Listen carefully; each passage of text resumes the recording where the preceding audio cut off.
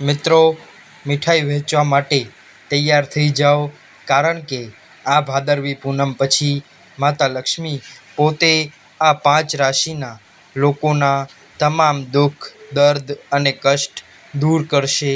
હા મિત્રો, આ વખતે ભાદરવી પૂનમના દિવસે વર્ષમાં સૌથી મોટું ચંદ્રગ્રહણ થવાનું છે.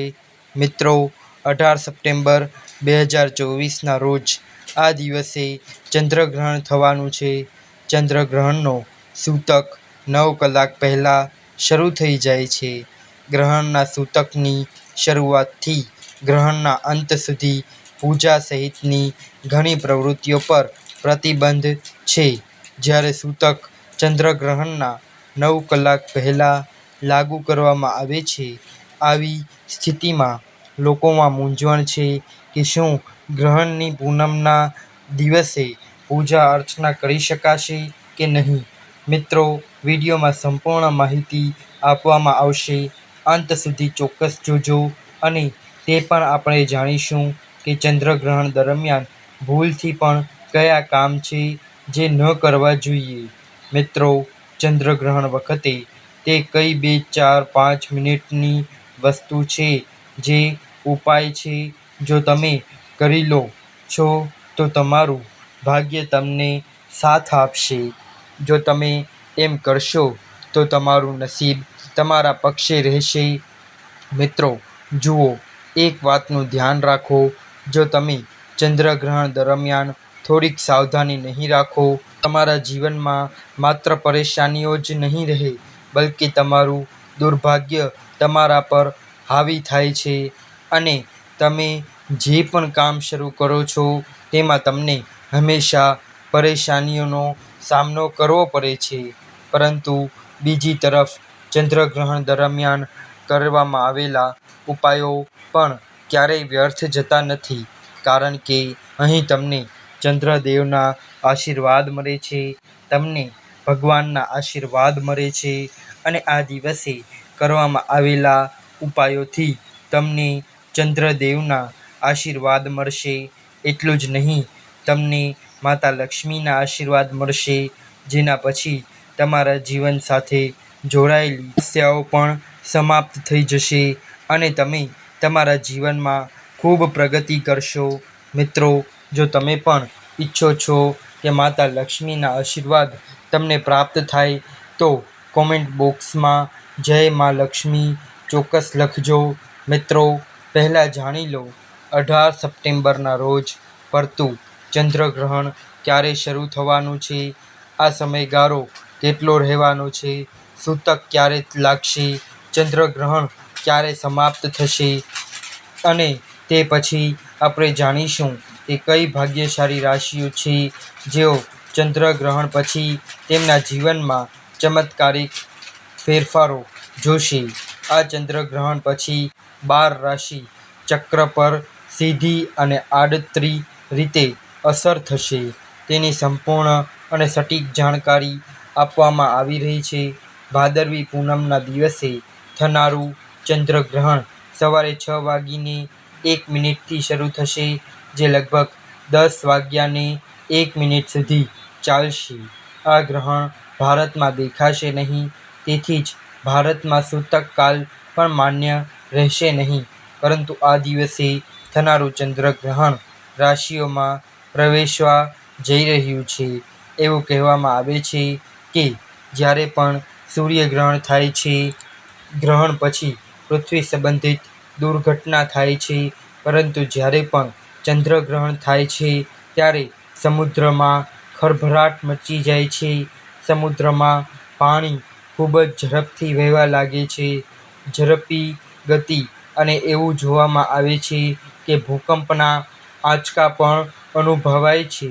પરંતુ વૈદિક જ્યોતિષશાસ્ત્ર અનુસાર એવું કહેવાય છે કે આ વખતે ચંદ્રગ્રહણ પછી 12 માંથી 5 એવી રાશિ છે જેઓ પોતાના જીવનમાં સકારાત્મક અને ચમત્કારિક ફેરફારો જોશે.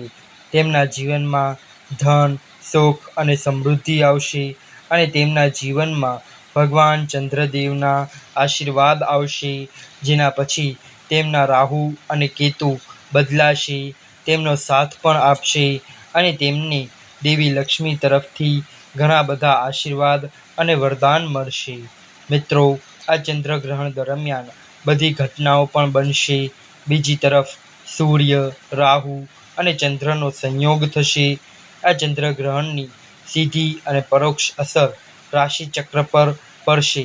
તે અલગ અલગ રીતે પડશે, પરંતુ 12 રાશિઓમાંથી 5 રાશિઓ એવી હશે કે આ ચંદ્રગ્રહણ પછી તેઓ કરોડપતિ તો બનશે જ, પરંતુ તેમના જીવનમાં સુખ, સમૃદ્ધિ અને ધનની વર્ષા થશે.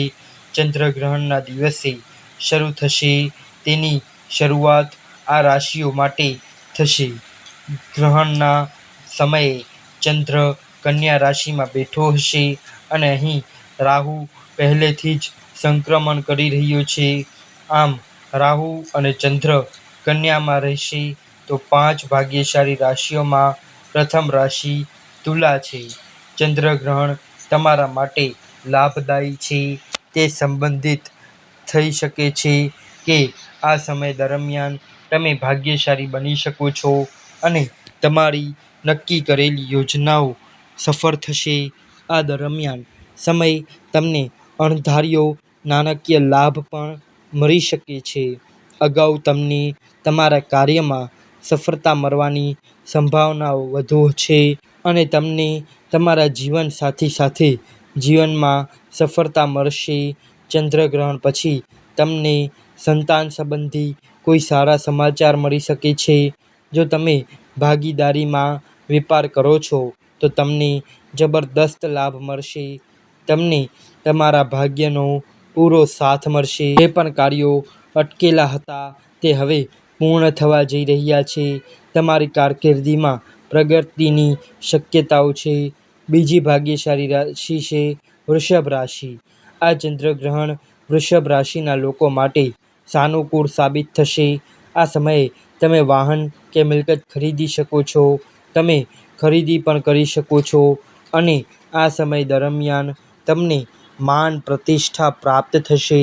તમારા કરિયરની વાત કરીએ તો તમારા કાર્યક્ષેત્રને લગતી બાબતોમાં તમને સંતોષ મળશે અને તમે કામ અને ધંધા માટે પ્રવાસ પણ કરી શકો છો. આ સમયગાળા દરમિયાન તમને ધનલાભ થશે. તમે પૈસા બચાવવામાં સફળ થશો અને વ્યાપારીઓને ફાયદો થવાનો છે. તેમના કામમાં સંપૂર્ણ અને સાનુકૂળ પરિણામ મળશે. ત્રીજી ભાગ્યશાળી રાશિ છે મિથુન રાશિ. ચંદ્રગ્રહણના કારણે મિથુન રાશિના લોકો માટે સારા દિવસોની શરૂઆત થઈ શકે છે. આ સમયે બેરોજગાર લોકોને નોકરીની નવી તકો મળશે. તેની સાથે જ તમારા વ્યક્તિત્વમાં પણ સુધારો થશે અને તમને તમારી વાણીમાં પ્રભાવ મળશે, જેના કારણે લોકો તમારાથી પ્રભાવિત થશે. સાથે જ તમારા જીવનસાથી સાથે તમારા સંબંધો ખૂબ જ સારા રહેશે અને આ સમયે તમને ભાગીદારોમાં કામ કરવામાં સફળતા મળશે. ચોથી ભાગ્યશાળી રાશિ છે મકર રાશિ. મકર રાશિ ચંદ્રગ્રહણ તમારા માટે શુભ સાબિત થવાનું છે. એક તો તમને અચાનક આર્થિક લાભ થશે. તમારી પાસે લાંબા સમયથી કોઈ દેવું છે તે જલ્દી જ ખતમ થઈ જશે. હવે તમારા માટે નફો કમાવાનો સમય આવી રહ્યો છે. જે તમે 9 મહિના સુધી કમાયા ન હતા તે લક્ષ્ય તમે આગામી 3 મહિનામાં પૂર્ણ કરી શકશો. માત્ર તમને વ્યવસાયમાં નવા સોદા જોવા મળી શકે છે. તમારી વાણીનો પ્રભાવ વધશે. તમને સંતાન સંબંધિત સારા સમાચાર મળશે. કોઈ મિલકત અથવા કોઈ નવું વાહન ખરીદી શકો છો. પાંચમી ભાગ્યશાળી રાશિ છે મેષ રાશિ. આ ચંદ્રગ્રહણ પછીનો સમય તમારા માટે ખૂબ જ શુભ સાબિત થશે, કારણ કે તેમાં અનેક પ્રકારના ગ્રહણ થશે. તમારા જીવનમાં સકારાત્મક બાબતોનો માર્ગ ખુલવાનો છે. માત્ર લક્ષ્મીના આશીર્વાદ તમને પ્રાપ્ત થશે. મિત્રો, જો તમે પણ સિંહ રાશિના છો તો તમને તમારા જીવનમાં ધન, સુખ અને સમૃદ્ધિ મળશે. તમને તમારા જીવનમાં ધન સુખ સમૃદ્ધિનો વરસાદ થશે. ચંદ્રગ્રહણ પછી તમે જે પણ નવું કાર્ય શરૂ કરશો તેમાં તમને સફળતા મળશે. તમને ધનની સાથે અનેક પ્રકારની સંપત્તિ પણ મળશે.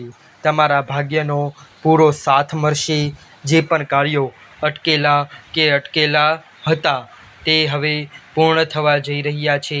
મિત્રો, આ હતી ભાગ્યશાળી રાશિ જે ચિહ્નો પર ચંદ્રગ્રહણની શુભ અસર થશે. જે વ્યક્તિની આ લેખમાં રાશિ નથી તેઓ માટે પણ સારા સમાચાર છે. ગ્રહણ દરમિયાન મનમાં પોતાના ઈષ્ટદેવનું ધ્યાન કરવું, તેનાથી જીવનમાં સકારાત્મક ઉર્જા આવે છે અને તરક્કીના નવા માર્ગો ખુલે છે અને માં લક્ષ્મી તમારાથી પ્રસન્ન થાય છે. મિત્રો, જાણકારી જ્યોતિષશાસ્ત્ર પર આધારિત છે. જો તમને માહિતી પસંદ આવી હોય તો વિડીયોને લાઈક કરજો, શેર કરજો અને આપણી યુટ્યુબ ચેનલને સબસ્ક્રાઈબ કરી બેલ આઇકન દબાવજો. ધન્યવાદ. હર હર મહાદેવ. આ વિડીયોમાં આપેલી કોઈપણ માહિતીની ચોકસાઈ અથવા વિશ્વસનીયતાની ખાતરી આપવામાં આવતી નથી. આ માહિતી જ્યોતિષ, પંચાંગ, માન્યતાઓ અથવા ધાર્મિક ગ્રંથિ જેવા વિવિધ માધ્યમોમાંથી એકત્રિત કરવામાં આવી છે અને તમારી સમક્ષ રજૂ કરવામાં આવી છે. અમારો ઉદ્દેશ્ય માત્ર માહિતી પૂરી પાડવાનો છે. રાધાકૃષ્ણ ભક્તિધારા યુટ્યુબ ચેનલ આના માટે સત્યતા અને સિદ્ધિ હોવાની અધિકૃતતા આપી શકતી નથી. કોઈપણ રીતે તેનો ઉપયોગ કરતા પહેલા કૃપા કરીને સંબંધિત નિષ્ણાતની સલાહ અચૂક લેવી.